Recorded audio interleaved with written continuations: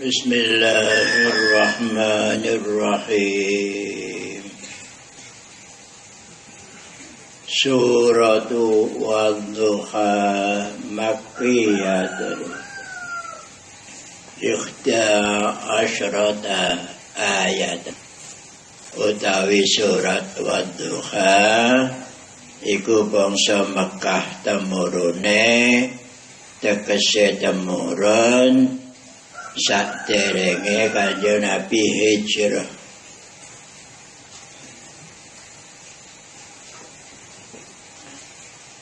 Ikhta asyrata ayatan, jumlah ayate wonten 11. Nalika Kanjeng Nabi keturunan surat Wadduha, niku Kanjeng Nabi maos takbir. Mulane kangge umat Muhammad menawi maos surat Wadduha dumugi akhir ayat maos takbir termasuk sunat. Maka tanuki surat-surat sing badane Wadduha ngantos dumugi surat An-Nas, qul a'udzu birabbin nas. Segote takbir kenging Allahu Akbar. Pamane akhir ayat surat Wadduha. Wa amma bi ni'mati rabbika fahaddis. Allahu Akbar. Madhep. Kenging ditambah tahlil sadurunge.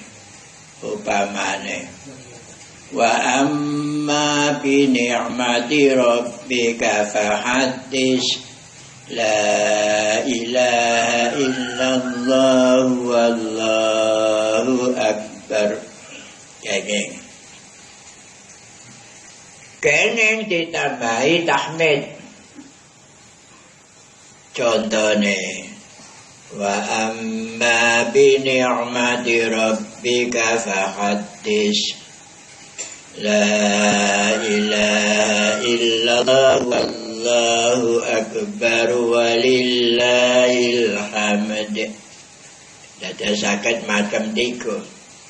Nek keterangan teng Jalalain namung macam kalih. Tengene qiraat sab'at macam tiga. Apa sebabnya Kanjeng Nabi angger badhe maca surat Wadduha kok takbir? Kanjeng Nabi nyatakake syukur dhateng Allah. Apa sebabnya? Nalika ana wahyu temurune telat. Wahyu temurune telat. Telate wahyu nganti 15 dina. Iku cangkeme wong kafir-kafir Mekah. Ngomonge kebanjur kebangetan. Angger mangap wae omongane. Gasak. Muhammad saiki kowe dineng karo pangeranmu ta ora? Ku omongane wong kafir Mekah angger mangap. Ngarani-ngarani. Senengane iku ngoceh-ngoceh ngaran-ngarani. Wis piye Muhammad kowe? Dineng pangeranmu piye saiki? Iku nek liwat-liwat diuneni ngono. Kanjeng Nabi susah. Darmurun Wadduha wal laili idza saja ma wadda'aka rabbuka wa ma qala. Pangeran ora nenyeng, pangeran ora gedeng karo seliramu Muhammad. Dinyatakake teng Quran. Ana wong kafir do madan-madani doa germangam nok dalan para sahabat terus maca ma wadda'aka rabbuka wa ma qala diwaca para sahabat. Wong kafir klunyuman kisinan.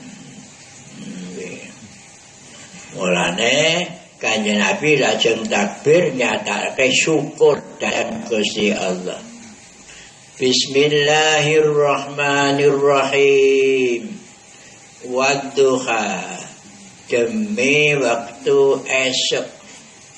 Wadduha iso dimaknani demi waktu esok. Kena wadduha demi salat duha kena. Tapi sing bener asale matune waktu esok, salat duha iku waktune ya esok. Waktune salat duha badane surya sampun penawa. Saprawa ku sak tumbak ketingale sak tumbak kahanane ge ada. Wong surya niku kalih bumi gedhe surya. Jadi sak penawa ku menurut penglihatan saking permukaan bumi. Waktune salat duha kira-kira 6:30 nganti tutup cak derenge zuhur. Wadduha demi waktu esok. Cara Jawa putus demi waktu rino. Walaili lan demi wengi ila saja nalikane metupi apa wengi. Nek wengi padange ilang ketutupan. Mawaddaka ora ninggal ing siliramu Muhammad rabbuka sapa pangeranmu wa maqala lan ora ngeneng ora njutak sapa pangeran ira. Siliramu ora dineng karo pangeran lan ora dijutak. Dijutak ku dineng. Digetheng ya ora, dineng ya ora. Kanjeng Nabi bungae neni sahabat nek ngendi-endi terus maca mawadda'aka rabbuka wa ma qala. Ucapane wong kafir sing arep mangap terjawab oleh wahyu. Walal akhiratu lan sayakti utawi desa akhirat dina kiamat. Khairun iku luwih bagus laka kaduwe sira Muhammad minat dunya tinimbang saking donya. Besok no akhirat kanggo seliramu luwih kepenak tinimbang no donya. Nek nak donya ana susah rekoso. Laqad khalaqnal insana fi kabad. Manusia diciptakan dalam keadaan rekoso kuna donya. Tapi besok nanti no kiamat paling nikmat wong Islam paling nikmat. Walal akhiratu khairul laka minal ula. Nang swarga sembarang keturutan lan sembarang ora ana kangelan. Nak swarga niku mboten enten kangelan. Mulane nak swarga niku mboten enten toilet kanggo pipis ora ana. Ina sing ana kanggo kenikmatan sing seneng-seneng tok. Iki besok teng swarga. Mulane wong Islam nak donya dipertahanke. Nak donyane dipertahanake sing ibadah tenanan, wiridan yo sing tenanan, besok diunduh nang gone akhirat ganjarane. Wala saufa yu'tika rabbuka fatarda.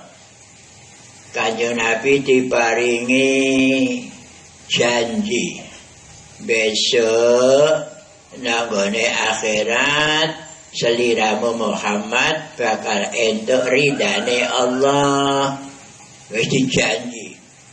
Jadi Kanjeng Nabi dijanji pangeran nalika nang donya liwat surat Wadduha. Dawuhe Allah, wala saufa yu'tika lan saiki bakal maringi ing seliramu Muhammad rabbuka sapa pangeranmu fatardo mongko mesti ridho seliramu.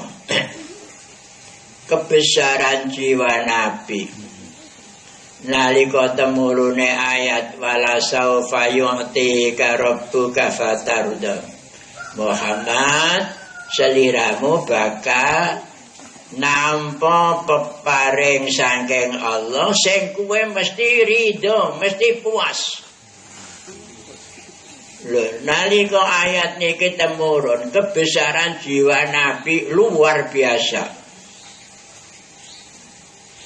Idzan la ardo wa wahidun fin ummati finnar. Menawi ngaten Gusti, perlu panjenengan catet. Idzan la ardo wa wahidun min ummati finnar. Kula boten badhe ridho nek ana umat kula setunggal kecemplung neraka. Kula boten trima, boten ridho. Iki hebat, luar biasa.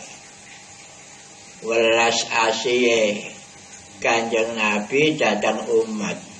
Neng perlu dicatat sing dimaksud umat niki umat Islam. Sing dimaksud umat Islam niki kebesaran jiwa. Jadi kula mboten badhe ridho nek wonten umat kula setunggal kecemplung neraka. Kula mboten ridho. Niki kula jenengan ditanggung Nabi kados ngoten. Mulane nek nuju nganggur-nganggur maca selawat sing kerep, ngatah-ngatahake maca selawat. Maca selawat niku bacaan sing mesti ana ganjarane. Santri-santri nek kepengen ngerti dalile wonten ing kitab Syarah Mantek As-Sulamul Munarrad halaman 23. Halaman 23. Sedaya amal kullu amalin maqbulun aw mardudun illa sholata ala nabi wa innaha maqtu'un bi qabuliha.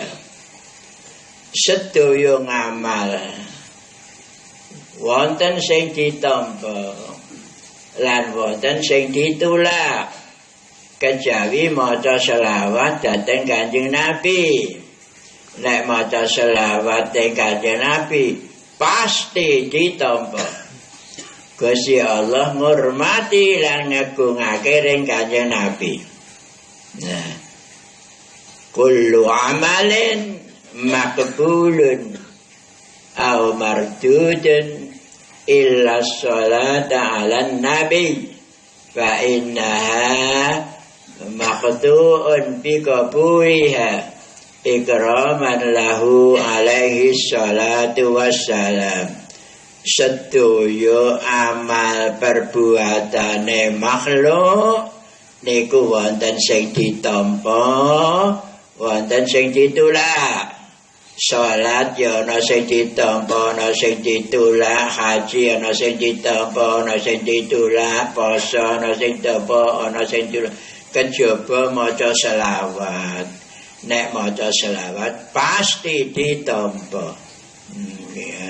Walane nek nuju nganggur-nganggur ngata-ngatake maca selawat, maka mesti ditampa.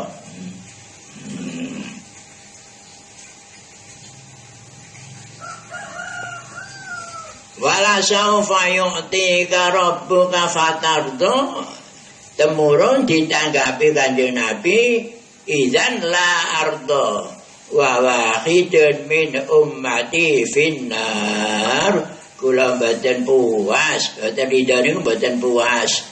Nek wonten umat kula setunggal teng neraka, kula mboten puas. Dadi umat Kanjeng Nabi sing Islam iki benyo dipunduti Kanjeng Nabi. Kanjeng Nabi tiyang sing paling pertama mlebet swarga Kanjeng Nabi. Badane mlebet swarga, Kanjeng Nabi mboten teng swarga terus. Lajeng medal jika umat-umate Kanjeng Nabi sing Islam sing isih keri nang neraka niku dipunduti ngantos jelas do mlebet swarga kabeh. Sing wong kafir dijarno. Mulane wa ma arsalnaka illa rahmatan lil alamin. Kanjeng Nabi ngrahmati wong alam, ngrahmati wong muslim atau wong mukmin fit dunya wal akhirah. Nek donya dirahmati, nek akhirat dirahmati. Kanjeng Nabi ngrahmati wong kafir fit dunya faqat, nek donya tok, nek akhirat mboten. Mulane sing kafir-kafir tetep nang neraka selawase. Badane nerangake ridane Nabi, terus ayat tadi pun nerangake situasine Kanjeng Nabi. Alam yajidka yatiman fa'awa. Gusti Allah ngemotake.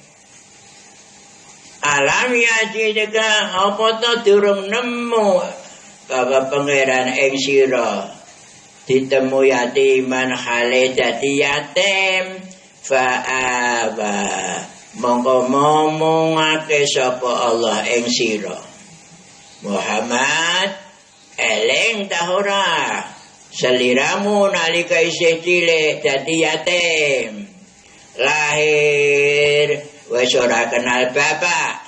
Dadi bapake Kanjeng Nabi Said Abdullah wafat sadurunge Kanjeng Nabi lahir. Dadi lahir wis ora kenal bapak. Umur 6 tahun ibu kapundhut. Nah, umur 6 tahun